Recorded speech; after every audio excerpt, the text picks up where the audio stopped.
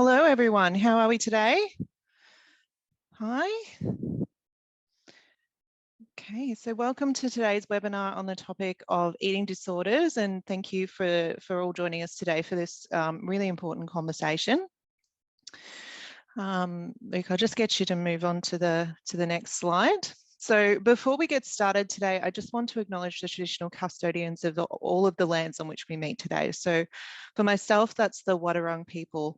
And I'd like to pay our respects to their elders, past, present and future, and acknowledge that sovereignty of the land was never ceded.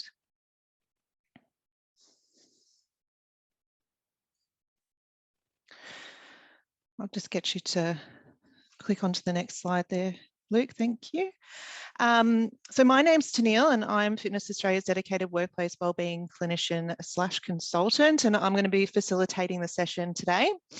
And as part of this discussion, we also have Rachel, a psychologist and clinical stream manager from the Inside Out Institute with us. So Rachel has 10 years of clinical experience in the area of treating eating disorders and has actually also had a hand in developing the eating disorders recommendations for the fitness industry, which is a document that's currently available on the AusActive website. And I believe most recently, Rachel, you've also been involved in conducting some research into the impacts of the pandemic on eating disorders as well. Is that right? I have. We've just published some papers. Okay, so quite timely to get that information as well. And we'll get some great insights from you today around that, hopefully. We also have with us Danny. So Danny is currently a mental health clinician / consultant working at Each, and she has over a decade of experience in the mental health field. But Danny's actually very kindly offered to come in today and share with us a little bit about her own lived experience as an elite tennis player who battled an eating disorder and disordered eating behaviours from the age of 7. So for 35 years, Danny has battled against those behaviours. She's now recovered, but she is passionate about sharing her experiences in order to help others. So welcome, Danny. Okay. So just going on to the next slide there. Thanks. So before we start working through all of the information today, I just want to acknowledge that today could possibly be distressing for some people, particularly if you yourself struggled with or are struggling with an eating disorder, or if you know someone or who have lost someone who has. So I have some specialised support services available just up on a slide at the moment. And I really encourage everyone just to take a screenshot or grab your phones and take a photo. So if there is anything in today's session which you find triggering or upsetting, you can feel free just to log off and reach out to one of these services, have a check-in and a debrief about what's going on for you. I'm also just going to pop my own work telephone number into the chat box. And if you would like, or you're not able to get through to one of these services, you can contact myself and we can do a bit of a debrief and make a bit of a plan of what to from there. Okay. All right, so just headed on to the next slide there. Okay. So what is an eating disorder exactly? So the National Eating Disorders Collaboration defines an eating disorder as a serious, complex mental illness accompanied by physical and mental health complications which may be severe and life-threatening. So they are characterised by disturbances in behaviours, thoughts and feelings towards body weight and shape and or food. And I think that the important takeaway from this definition is that these are really serious disorders and that they can really be threatening to a person's health and can even be deadly. In fact, Eating Disorders Victoria indicates that along with substance abuse disorder, eating disorders have the highest mortality rate of all psychiatric disorders, particularly anorexia nervosa, where cardiovascular complications are the leading cause of death, but that's followed closely by suicide. So people with anorexia nervosa are in fact 31% more likely to attempt suicide and 18% more likely to die by suicide than the general population.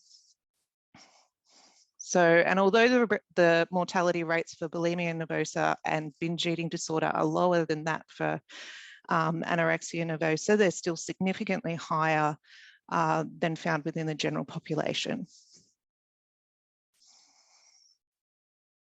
Just get you, yep, next slide. So the DSM-5, which for anyone who doesn't work in mental health, is actually the Diagnostic and Statistical Manual of Mental Disorders. And it's the book which is used to determine mental health diagnosis. So it currently makes mention of several different eating disorders. And there are some additional classifications in this area also which are being explored. So you can see here that you have the more known eating disorders of anorexia and bulimia nervosa and binge eating disorder, as well as the less known avoidant restrictive food intake disorder and sorry, I have a bit of a tongue tied here, but orthoexia nervosa, which is a classification that's actually been proposed, but has not yet been included in the DSM-5. So this proposed classification would actually involve a definition around obsessive healthy eating, and that's being currently explored at the moment. So we also have body dysmorphic disorders, which are different from eating disorders in that they're mental health disorders that are characterized by obsessive focus on a perceived flaw in appearance. And this may or may not be around a person's weight or body size. However, the body dysmorphic disorders can co-occur with eating disorders and create a range of additional complexities.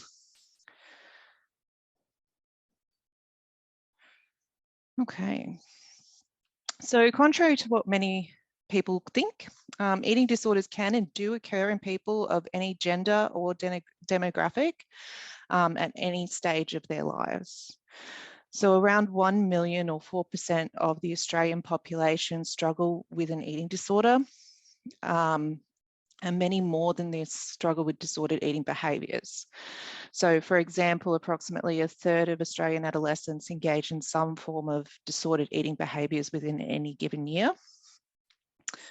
And people experiencing eating disorder symptoms, the number of people experiencing these symptoms are actually increasing. So with reports of weekly binge eating increasing almost sixfold since the 1990s, and reports of strict dieting behaviours increasing almost fourfold.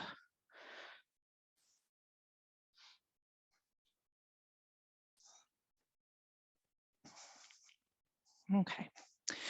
And really importantly for everyone in the fitness and wellness industry to be aware of is that although there is a really common idea about what a person with an eating disorder looks like, people who look extremely fit and healthy, and actually people who look to be of an average or above weight can also be struggling with an eating disorder.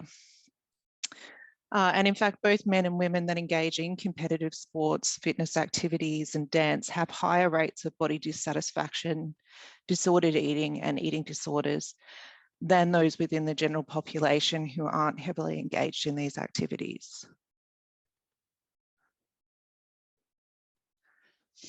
And this was actually highlighted in a quote from Dr. Sarah Maguire, who is a clinical psychologist and the director of Inside Out.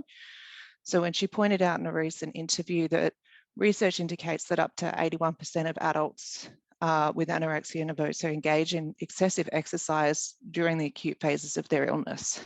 And that because of the high engagement of people with eating disorders in fitness-related activities, fitness professionals such as personal trainers and gym instructors can play an important role in the early detection of eating disorders.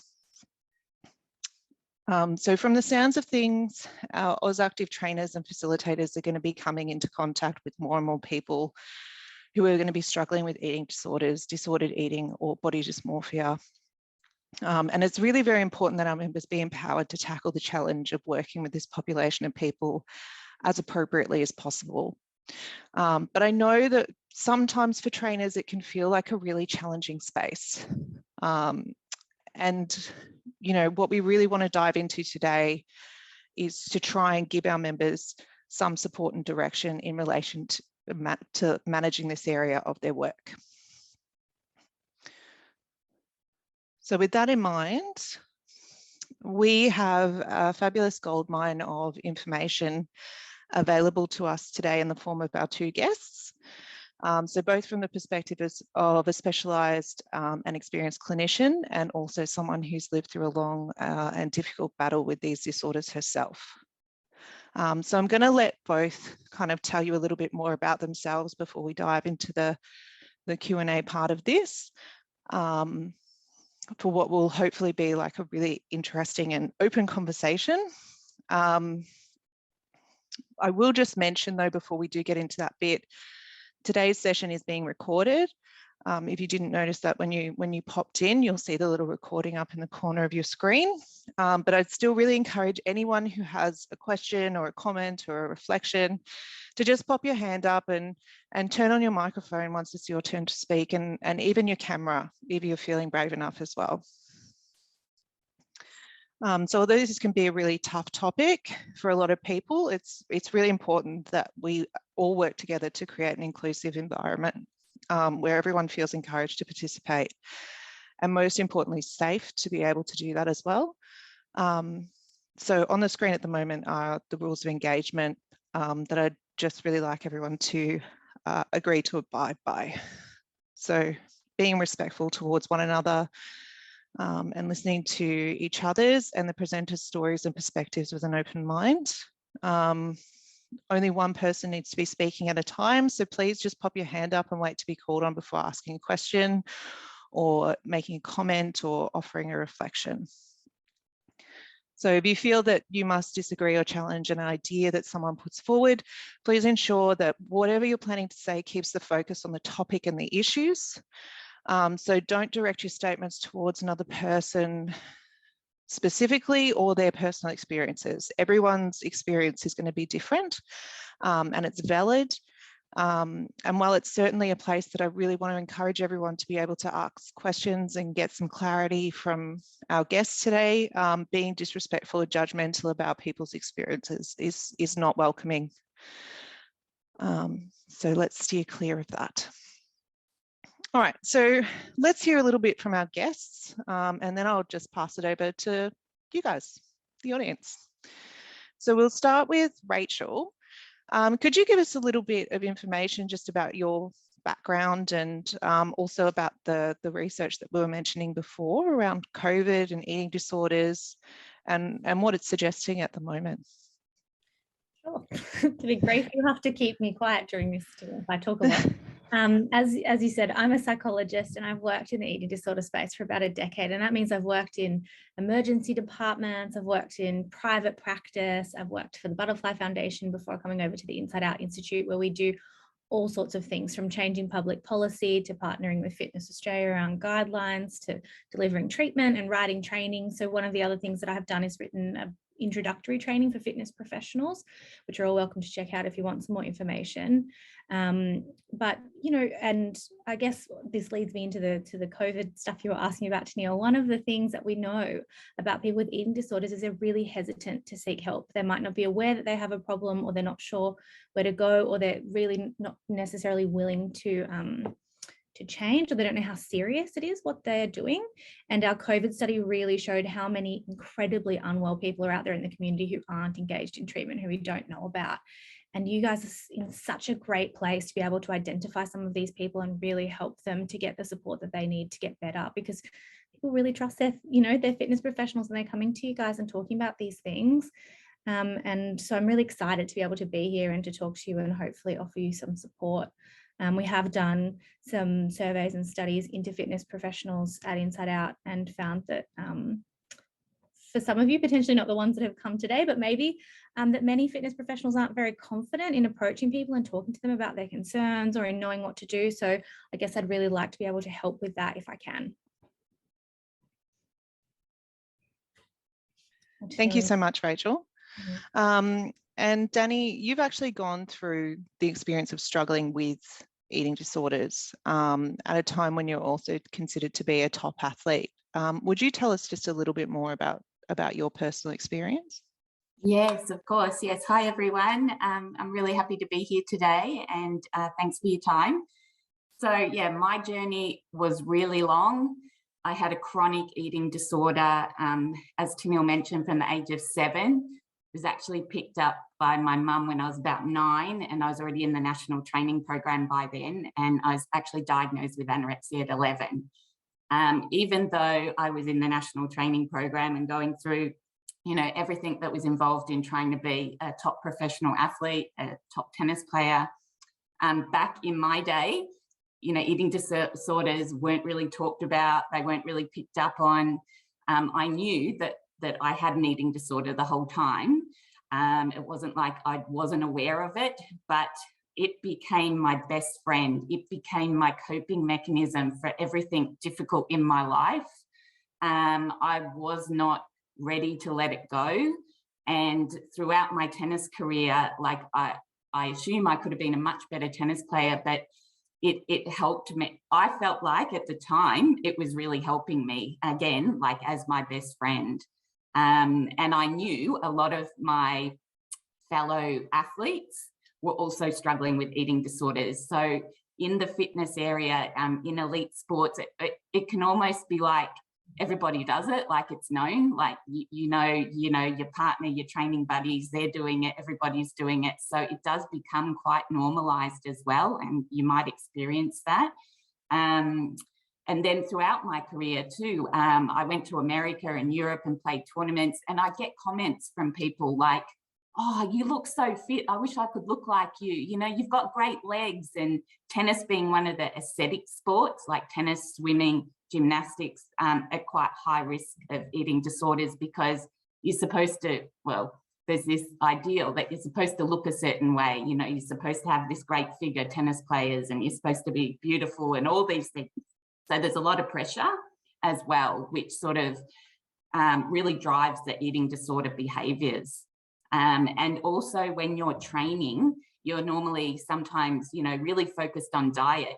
And so I became so focused on diet and clean eating, and then cutting things out and restricting and restricting and restricting, and restricting became my norm. And to the point where, you know, I then could not continue as an athlete like that. So then I'd eat a whole lot because I'd be starving. And so at the age of about, I think it was 15, 16, I had anorexia, but I started with purging behaviors. And for me, the purging behaviors were the most difficult to live with. They caused a lot of physical health issues, you know, extreme fatigue afterwards. I felt like I was also like hungover the next day. It was very difficult to function. Even today, I've lost a lot of tooth enamel, so that's one of the repercussions. I had osteopenia, so my bones were becoming brittle, even though I was an athlete and training. I just wasn't getting the nutrition, and I had low iron, and I also had some issues with my heart, which is quite common for people with eating disorders. But even though I was starting to have these physical symptoms come up, I still was not ready to address them. And when I finished my career, my eating disorder even took off even more, because I didn't have tennis there, which had always been a part of my life. So the eating disorder just took right over. So I became very ill actually when I finished my tennis. I was about 29, 30, and I had 5 ICU hospitalizations. I had a couple of suicide attempts, as Tennille said, people with anorexia, because you are so tired. There's so much distress there that you just can't see a way out. But I think from my story, and what I hope to bring forward today, is even if you've had a long journey, or you see people that are going through or mention to you that they've had a long journey, you can still recover. Recovery is still possible. Lots of people have varying degrees of eating disorders and disordered eating, but it doesn't have to be that way. And for me, it was about reaching a point in my life where I was actually ready, finally ready and brave enough to address it. I always knew I had it, but it was about addressing it. But when I was in the grips through my working career, the ways that I would hide it, often you'd see I would have like a stress rash on my face. And these are things you might pick up in people. And I'd go to work and people would go, oh, what's wrong? And I'd say, oh, it's a stress rash. It was actually from bulimia. Or I'd have a burst blood vessel in my eye. And I'd say, oh, yeah, something got in my eye, or something, you know, these other excuses. Or I would say, people would often see like blisters or some effects on the back of my hand. That was also from bulimia. And I had an excuse for everything. And people really didn't take much. Oh, maybe they did and they just didn't say anything. But these are some of the things that can pop up. You can look very pale coming to work the next day if you've had a binging episode. I had lots of sore throats. So I get throat infections like tonsillitis, pharyngitis, other throat infections all the time. I get sick a lot, physically sick, because my immune system wasn't very good. I think my moods also, you know, obviously fluctuated quite a bit. So there's a lot of signs and symptoms that you can pick up. And when I was in my working career after finishing tennis, still in that training mindset, and the eating disorder really fueled that. So I lived in Chicago for a while and I'd be up at 4 a.m. It'd be snowing and I would still go to the gym every day, 5 a.m. before work.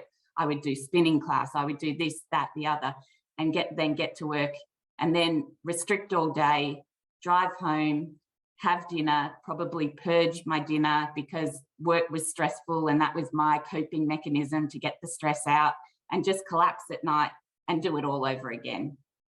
And so I lived with this for years and years. And I was working in Singapore when it came to a big crashing halt.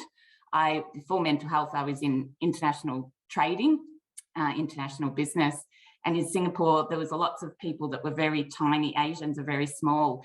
And, you know, I'd go into stores and they'd say, you need extra large or something like that. And people with eating disorders are also very sensitive people normally. So any little word, things, they pick up on so many things. And I just got this idea in my head that I was so huge.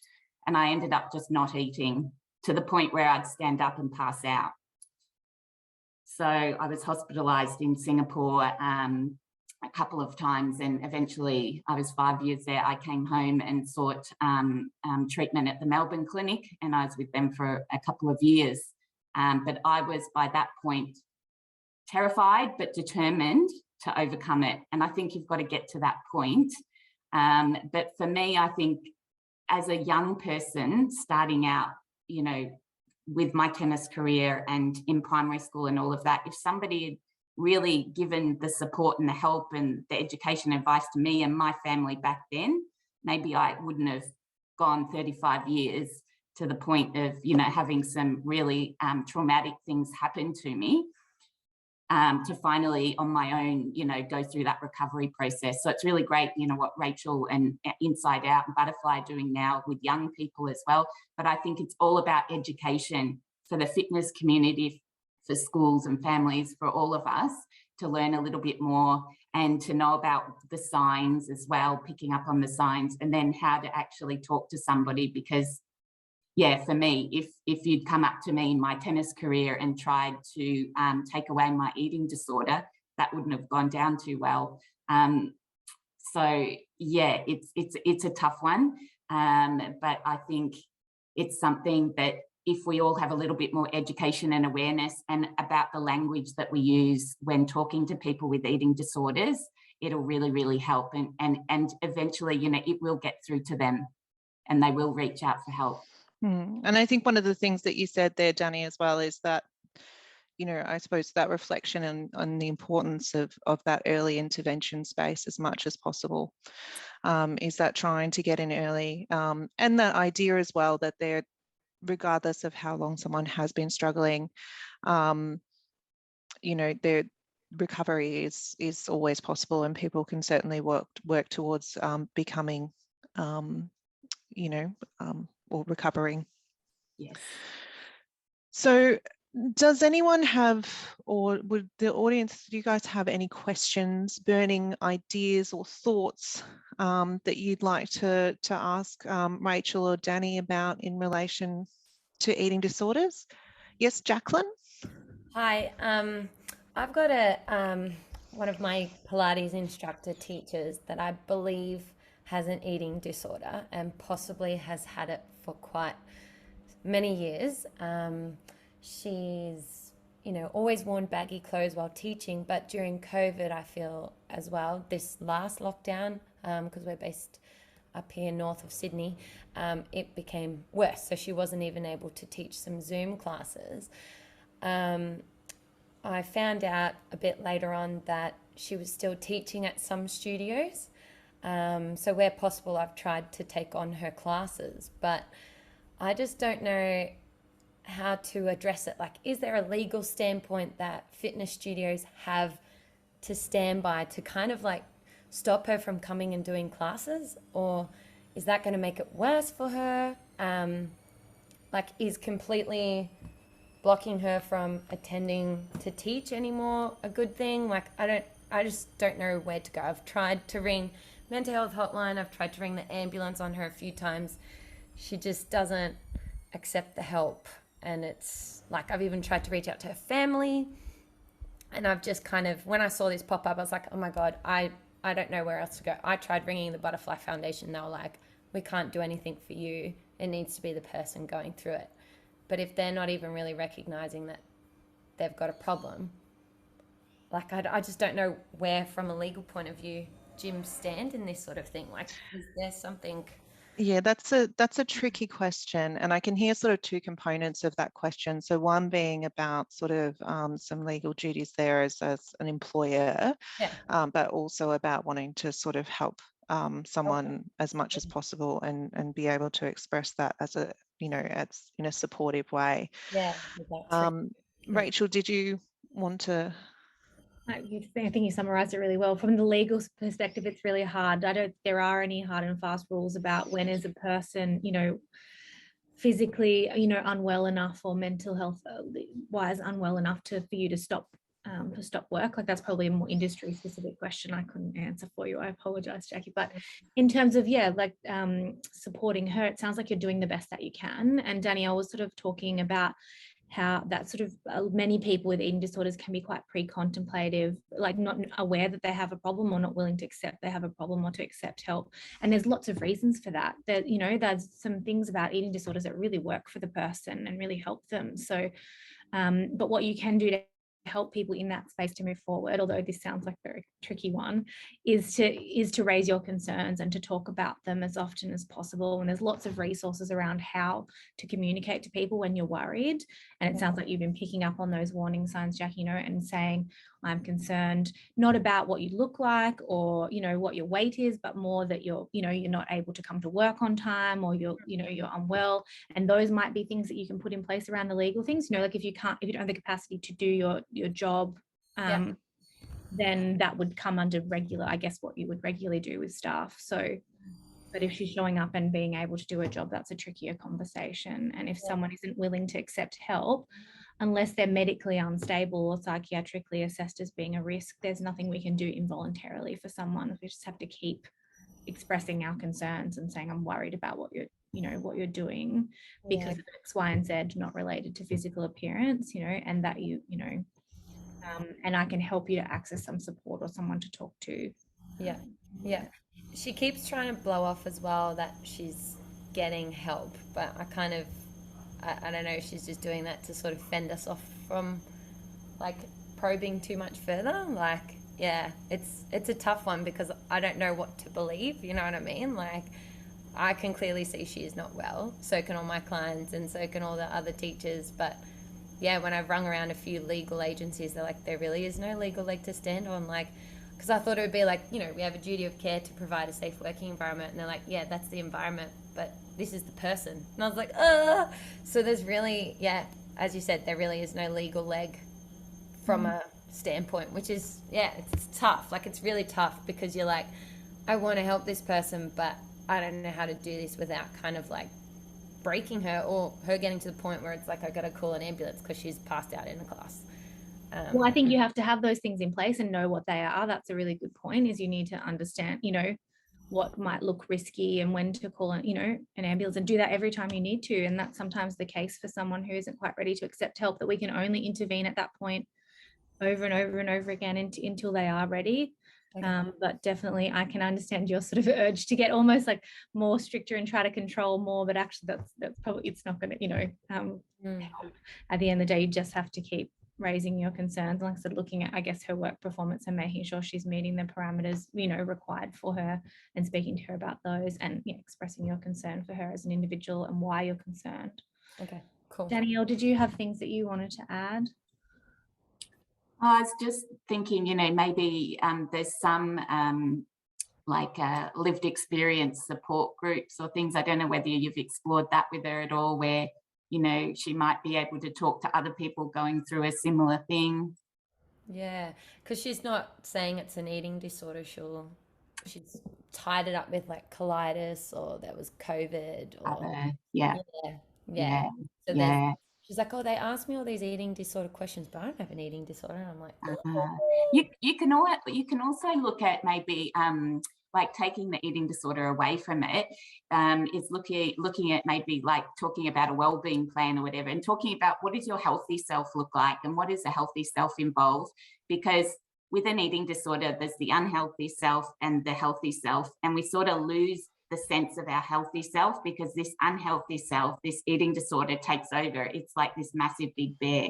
And if we can build up the healthy self, sometimes it then quietens down that unhealthy self. It's, really, you could start that at a really basic level, is just talking about her healthy self and what are you doing to build upon your healthy self, and sort of takes that focus away and sort of looks more at well-being. And if you could start that track and she could focus on a few more things around the healthy self, and maybe that could build her up to a point where she's feeling, because when people are acutely unwell, it's very, very difficult to get through to them, and they can be manipulative and all that, but build up the healthy self a little bit to the point where she might be able to then have some awarenesses around, oh yeah, this unhealthy self, she might come to that, and then reach out for help. But it's just a suggestion. And Jacqueline, I think, Luke, if you could find there's a legal helpline that you can use as a member of AusActive as well, that I think gives you a short discussion about what your obligations and such are in relation to the legalities of the situation. Luke, I'm not sure if you can find that and maybe pop that in the chat. But that could be a really kind of good avenue to explore. And also, it sounds as though you've got some really specific concerns as well about some really kind of specific scenarios or risk scenarios that could take place in the workplace. And although you can't, again, force an employee to sort of engage in that discussion, offering a talk about potentially having some type of safety plan in place about who would you call and what actions you would need to take as an employer, so that understanding is in place before those things occur, could give you a little bit of peace of mind. But also for her, if something was to take place, it would obviously be very distressing. So to have knowledge about what would actually happen if she were to, say, pass out or something like that, this is the procedure that we would follow. And have everyone sort of agree to that prior. Okay, that's a good thing, because I'm like, all these other studios have just kind of been like, we don't know what to do, we just don't get involved. I'm like, someone has to get involved. This isn't just, you can't let this person just keep teaching. Like, it's, I don't know. But it is one of those things where it's someone who has a mental health condition.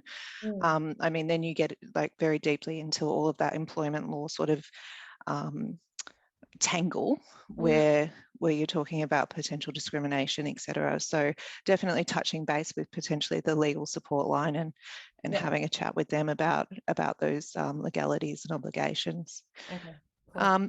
Danijela, you had your hand up. Are you okay? We answered and or reflected. No, yeah, I was just thinking about that scenario, and from a personal experience as well. I would just say that she obviously doesn't want help. And yeah, so the best thing probably would be the approach, anyway, that I think that I would take would be to kind of just show her that you are there for her if she ever want to open up and talk about it, and just to show that kind of you know, which you're showing, but I mean empathy and love, and for her not to feel that you are in her face, because in that, you know, in that instance she would be definitely on a guard and stuff like that.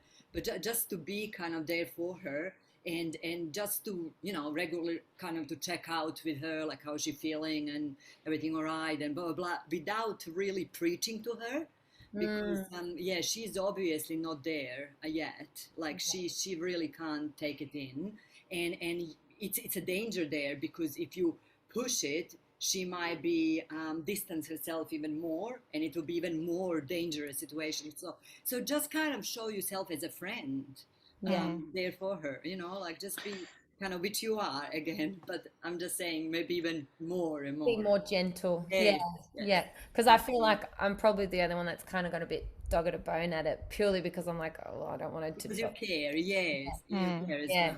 But at the same time, I do think that it maybe has pushed her away a little bit too. So it's kind of like, it's a tough one.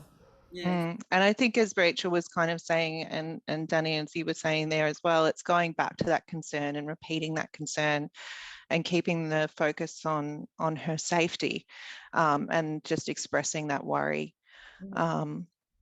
Yeah. Okay. Thank you. No problem. Does anyone else have a question? Burning reflection? Well, I do have a couple here that I kind of have developed based on my conversations with some other trainers. So, you know, for both of you, Danny and Rachel, many trainers work with individuals who sometimes present as overweight or obese. And the issue of obesity is actually something obviously that the health sector has great concerns about. But in this case, the person's goals and focus is likely to be really body shape and weight centric. And so they're going to come in with a sort of a list of goals, like I want to be this weight, I want to get down to this size. And some may even come in with really specific ideas about what that's going to look like. And this may even be driven or supported by their GP or other health specialists, such as a dietitian. But we do know, of course, that strong focus on weight and food intake can be dangerous for people who may have a pre-existing vulnerability to an eating disorder, regardless of their size. So what kind of recommendations would you make to trainers who are working with these kinds of clients? Well, it's a big question, isn't it, Tennille? And it's you know, like an ongoing kind of conversation in all of our fields around how we manage this dual thing between, I guess, eating disorders, obesity, health. I would say, you know, keep in mind some broader principles. For example, that genetically there's only so much we can control about bodies, that scientifically long-term sustained weight loss through dieting and those kinds of things doesn't have any evidence to back it up, and same with surgical interventions. But I think in terms of a person's wellness, psychological well-being and physical well-being, having this one goal and focusing on this one area is really detrimental to them, not just for people who could develop eating disorders, but really if someone's coming in and, you know, trying really hard to change their shape, and I'm sure this is your experience, it's not this you know, positive experience for them. We really want people to be making multiple goals in different domains of their life. I want to exercise to get stronger or to learn a new skill. I want to improve my energy and my sleep. I want to socialize with other people, and they're more likely to see success and to not have that sort of devastating impact of failure, you know, failure, and not be black and white about things. So I would be encouraging those people to think about weight more as a secondary thing. There's no indication that if you're X weight, you are therefore healthy, but there is an indication that if your blood tests, if you're, and you know, all those other things are going along okay, that you're healthy. So focus on how you define being healthy and feeling healthy outside of what you look like shape and weight wise is what I would be saying. And weight will come along to where it is supposed to be while you do that. Yeah, thank you. So holistic. Yeah. Yeah, just following what Rachel said too. Yeah, about having lots of different goals, because too, and having it more focused on health and how you're feeling and what do you love, what do you like doing, like not just doing it to do it, because that's never going to be, you know, long term. Is what do we enjoy? Let's focus on that. And also when you have those tight goals, like this is what I want to do, you're going to feel often let down, and then you're going to, well, a lot of the time, if you're prone to eating disorders and particularly binging, is you're going to feel unhappy and dissatisfied. And even though I'm doing these things, I'm doing what the doctor says, I'm doing what my fitness person says, God, you know, nothing much is happening. So I'm just going to binge. And you're going to continue in that cycle, even though you're doing these things. You're going to feel maybe bad about yourself. You probably already have low self-esteem and confidence around your body.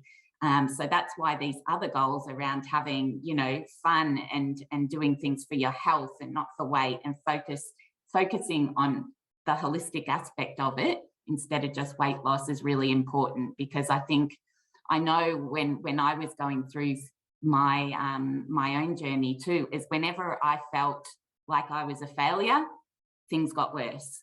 I felt like a failure, I have to binge and purge because I just want to feel numb. I just wanted to that go away, you know, and what's the point anyway? What's the point of taking care of myself?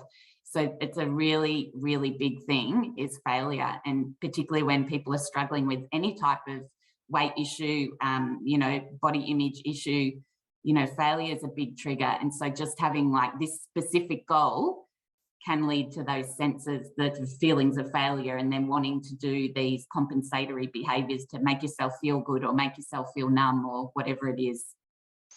Well, that's such a thing with, you know, you know, especially with particular eating disorders, isn't it? That perfectionism and, you know, that real desire to try and strive towards these very narrow ideas and goals.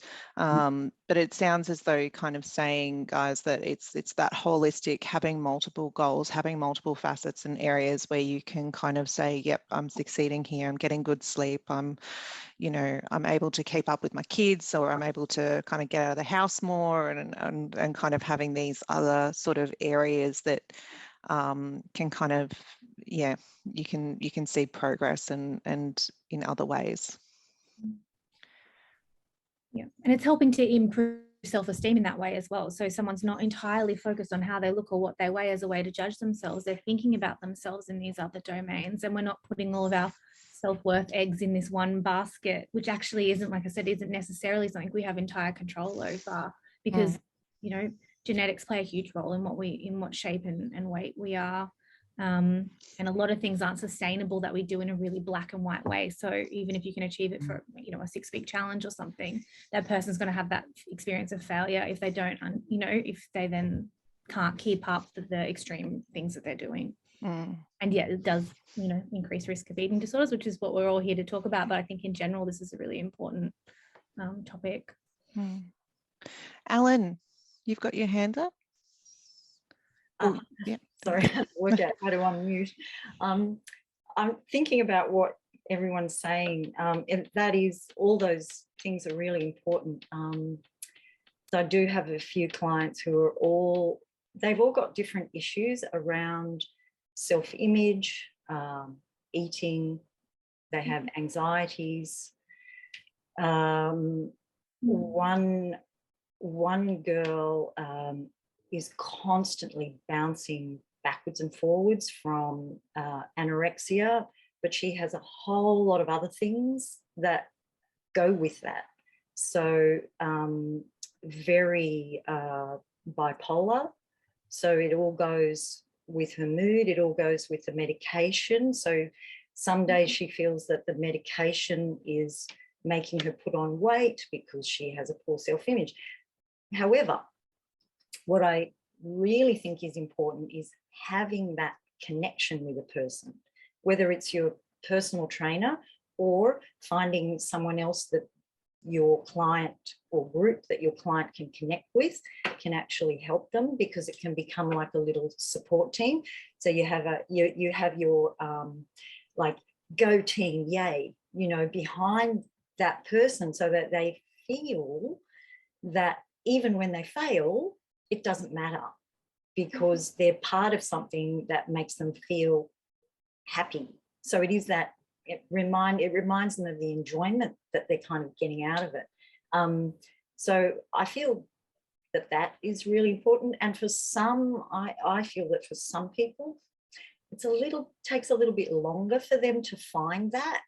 And if you stick with them and support them, think about what will make them feel better as opposed to what will make them go home and feel like crap. You know, a really lovely thing to think about, Ellen, is absolutely this relationship. And that's all I wanted to say. Yeah. So important. And I can't stress this enough. Sometimes as a psychologist, I'll say something, I don't know, 30 times, but then the PT will say the same thing, and my client will come in and say, oh, I've changed, I've had an epiphany, I was talking to my personal trainer. They respect so much, and that relationship is so important, and how you set goals for them and how you respond to them achieving or not achieving those goals is really, really important. So you can role model this. You know what, that's okay, this is an opportunity for us to learn. If the thing we set out to do this week didn't happen, you didn't do the wrong thing, what was going on that meant we couldn't do it? How do we adjust this goal so that you can do it next week? Or, you know, that I think you've got this real opportunity there to have to use that relationship in a really positive way, and to support them to think a little bit more flexibly and kindly to themselves. So absolutely use that relationship. And Ellen, I really love to hear that, because my own personal journey, the person that actually shifted everything for me, it was all about that relationship. And I had an eating disorders treatment team, but this was somebody that sat outside of that treatment team that actually turned everything around. It was another psychologist, but wasn't trained in eating disorders, but actually turned things around. It was the relationship, and it was a focus on, I think, the strengths-based stuff. You know, where are your strengths? And giving me hope. I think one of the biggest things we can all give to somebody struggling with an eating disorder or any mental health issue is hope, and that message of hope. And he made me think, oh, hang on, because I wasn't working at the time when I was really sick. I can get a job again. I can get my own place again. I will have friends again. I will do this. You know, it was that belief, and he kept instilling that hope in me that things can change. And that is a massive driver. I can't tell you enough. And even in my own work in mental health, is sometimes we've got to carry that hope for somebody until they're strong enough to carry it for themselves. But I love to hear that. That's such a great message you've got there, Ellen. And I think it's really important, is that element of hope. I think a really good way to tap into what potentially might be drivers for someone is to ask them the why about the weight loss. You know, what do you think you'll get to if you get to that goal weight or that goal body shape? What are you trying to achieve? And it will be things like, I'll be successful, or I'll be healthy, or people will like me. And then you can help them to sort of set other goals that you kind of have in your mind. Okay, well, if you go running for 2 or 3 hours every morning, how are you going to make more friends? You know, like if you have to cancel dinner plans to go, you know, to your class because it's so rigid, how are you going to be liked more by people? Or, you know, but anyway, that's a really, and also what Danielle said around hope. And regardless, we don't need to be eating disorder experts. You actually just need to, hold hope and be as non-judgmental as you can, which I know that you're all really good at doing. And like I said, being, you know, I guess that kind of unconditional positive regard. It's okay if you don't achieve the things that we have planned. I'm going to like you anyway. I'm going to be here with you anyway. We're going to go on this journey together. Are things you can do that are going to help anyone in this situation. And we've just got time for one more question. There's a question that's just popped up in the chat that I'll just read out to you guys. So Stephen's just said there is an argument to be made suggesting that athletes need to have some degree of body dysmorphia as a requirement to be competitive in their sport. It's not uncommon for weekend warriors or aspiring amateurs to fall into the trap of always needing to be better. What are your recommendations to fitness professionals to help set realistic goals and recognising achievements to date to mitigate the risk of developing any of the discussed disorders? It's a big one, isn't it, Danielle? Sure. And I think that thing I was talking about around putting your eggs in one basket, I always think about Ian Thorpe, or maybe I'm showing my age when I talk about him. You know, he had this quote once that was, who am I if I'm not an Olympic athlete, right? His whole sense of self was about achievement in his area, and that's all they're, doing. And we see this with, elite athletes who aren't able to continue, past their 20s. What happens to their self-worth, and what fills that gap when they're injured or when they need to retire? Those things that I'm sure Danielle can talk about.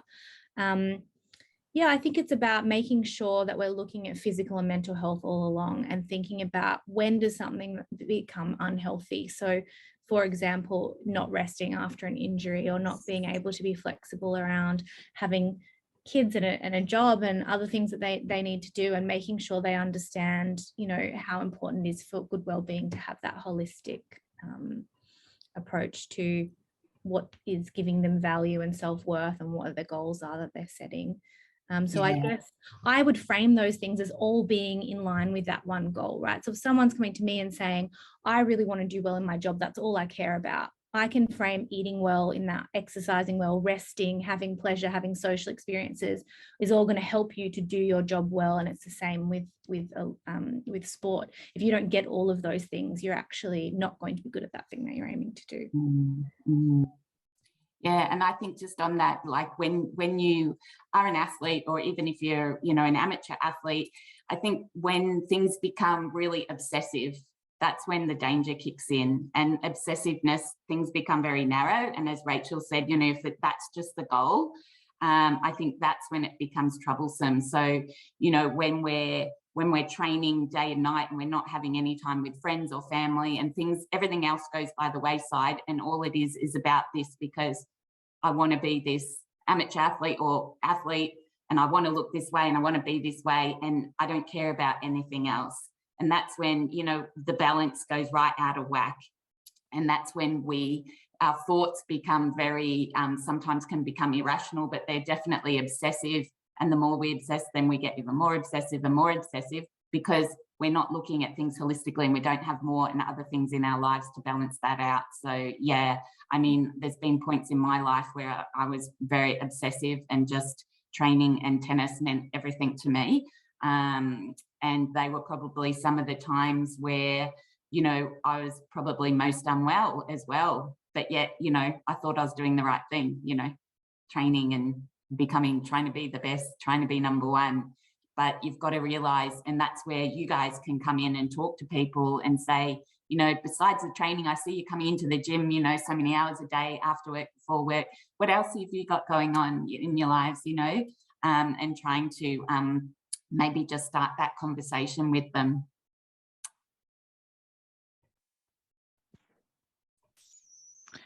And it sounds as though, like, that's sort of the message and the key takeaway from today, is that holistic sense of wellness for people, and trying to promote that through your work when you're training people and working with people, is this idea that, yes, you're there to help them to achieve, I suppose, their goals, which usually they'll come in with goals around their body and weight and fitness.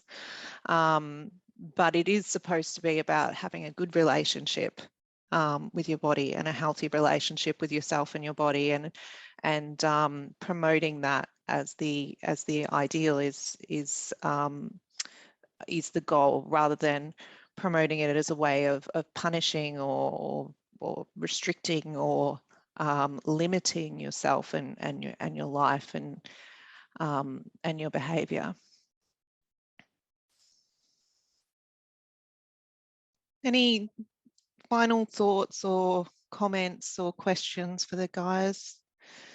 unfortunately, we've run out of time. Yeah, Rachel's popped up just the Inside Out Institute Resource Library, which is just there. And Luke, if you could flip to the next slide.